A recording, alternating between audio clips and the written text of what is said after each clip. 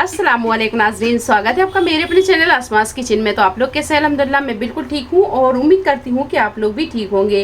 तो चलिए आज की रेसिपी हम शुरू करते हैं। आज हम बनाने वाले हैं रोगन नान। तो इसे बनाने के लिए 4 कप के करीब हमने मैदा ली है और मैदा को हमने मेजरिंग कप से लिया है। तो इसमें हम डालेंगे 1 चम्मच के करीब डालेंगे चीनी, 1 टेबल स्पून मिल्क पाउडर और 1 टीस्पून नमक आप अपने टेस्ट के हिसाब से कम ज़्यादा कर सकते हैं। और इसमें 1 टेबल स्पून के करीब डाल देंगे ईस्ट और 1 टेबल स्पून के करीब डालेंगे हम इसमें घी की जगह आप बटर भी डाल सकते हैं। और 2 से 3 टेबल स्पून के करीब डालेंगे इसमें हम दही। बस तो ये सारी चीज़ों को अच्छे से मिक्स कर लेंगे। सारी चीज़ों को मिक्स करने के बाद में अब इसमें हम डालेंगे हल्का गरम दूध। तो आप यहाँ पर दूध की जगह हल्का गर्म पानी भी ले सकते हैं, यानी नीम गर्म पानी ले लें। तो हमने यहाँ पर ये नीम गर्म दूध लिया है और अब इसे हम अच्छे से मिक्स कर लेंगे। डो को हमें यहाँ पर बहुत ज़्यादा नरम या बहुत कड़क नहीं रखना है, नॉर्मल डो बनाएंगे हम। तो इसमें हम 1 कप के करीब नीम गर्म दूध डालेंगे और ज़रूरत पड़ेगी तो फिर हम इसमें नीम गर्म पानी ले लेंगे। तो यहाँ पर हमने ये हल्का सा नीम गर्म पानी ले लिया है। तो जिस कप में हमने दूध लिया था उसी कप में पानी ले लिया है। और पानी या दूध आप जो भी लें तो हल्का नीम गर्म ज़रूर लें। तो ये देखिए डो को हमने बहुत नरम या बहुत कड़क नहीं रखा है, नॉर्मली रखा है जैसा कि हम चपाती या रोटी के लिए बनाते हैं। इस तरह मसलते हुए डो को अच्छी तरह गूंद लेंगे। इसमें हम थोड़ा सा घी डालेंगे, अच्छी तरह चिकना कर लेंगे। तो ये देखिए नान का डो अच्छी तरह गूंद गया है और ये बहुत नरम भी नहीं है और बहुत कड़क भी नहीं है। ये देखिए, चलिए तो इसे अब हम ढक कर रख देंगे 1.5 से 2 घंटे के लिए। तो ये देखिए डो अच्छी तरह फूल गया है। ये देखिए, चलिए तो अब हम बनाएंगे इसकी नान।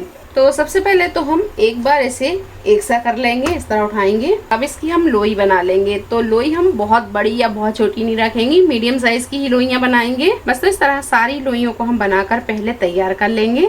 चलिए तो इनकी हमने लोइयां तैयार कर ली हैं। अब यहाँ पर हमने 2 से 3 टेबल स्पून के करीब दूध लिया है और 1 टेबल स्पून मिल्क पाउडर को ये दूध में हम मिक्स कर देंगे, अच्छी तरह से मिक्स कर देंगे और इसे हम लगाएंगे नान के ऊपर। और यहाँ पर हमने ये सफ़ेद तिल भी ले ली है और तिल को भी हम नान के ऊपर ही लगाएंगे। आप चाहें तो ये दूध और मिल्क पाउडर की जगह अंडे का भी यूज़ कर सकते हैं। और ये मिक्सचर भी तैयार है। तो चलिए अब हम नान को बेल लेंगे। तो यहाँ पर हम थोड़ा सा सूखा मैदा डालेंगे और इस तरह लोई को उठाएंगे और इसे हाथ से इस तरह बड़ा कर लेंगे और बस इसे हल्के हाथों से हम बेलेंगे। तो बीच में हम इसे थोड़ा सा पतला बेलेंगे और किनारों पर हम इसे थोड़ा सा मोटा रखेंगे। तो ये देखिए नान को हमने बेल लिया है। अब यहाँ पर इसकी किनार को इस तरह हम बनाएंगे।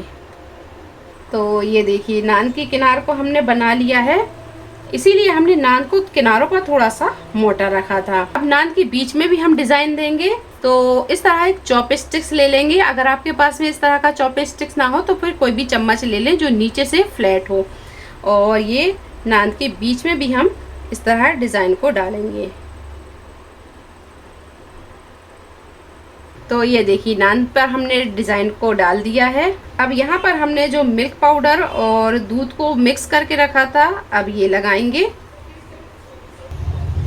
और ऊपर से ये तिल को लगा देंगे। तो ये नान को हमने बेल लिया है, पूरा तैयार कर लिया है। अब इसे हम सेक लेंगे। तो नान को सेकने के लिए हमने यहाँ पर नॉन स्टिक तवा ले लिया है। अब इस पर हम थोड़ा सा ऑयल डालेंगे। अब ये नान को हम रखेंगे तवे पर। तो हमने जहाँ पर दूध और सफ़ेद तिल लगाया है सबसे पहले हम इसे सेकेंगे।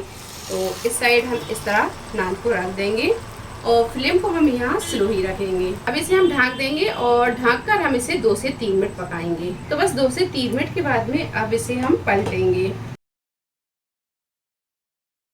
दूसरी साइड भी 2 से 3 मिनट हम इसे ढक कर ही पकाएंगे। तो फ्लेम को भी हमने यहाँ स्लो ही रखा है, स्लो फ्लेम पर ही हम इसे सेक रहे हैं। 2 से 3 मिनट ढक कर पकाने के बाद में अब ये नान की साइड को हम चेंज करेंगे। ये देखिए, और दूसरी साइड भी आप देख सकते हैं नान अच्छी तरह सिक गई है और इस तरह हम नान को सेक लेंगे। तो दोनों साइड से जब अच्छा सा कलर आ जाए हमें इसे तब तक सेकना है। तो बस दोनों साइड से नान को आप अच्छी तरह सेक लें और फिर इसे निकाल लें। अब इस पर हम लगाएंगे घी की जगह आप बटर भी लगा सकते हैं। तो नान पर बटर घी आप कुछ भी लगा सकते हैं। तो ये देखिए इस पर हम लगाएंगे घी।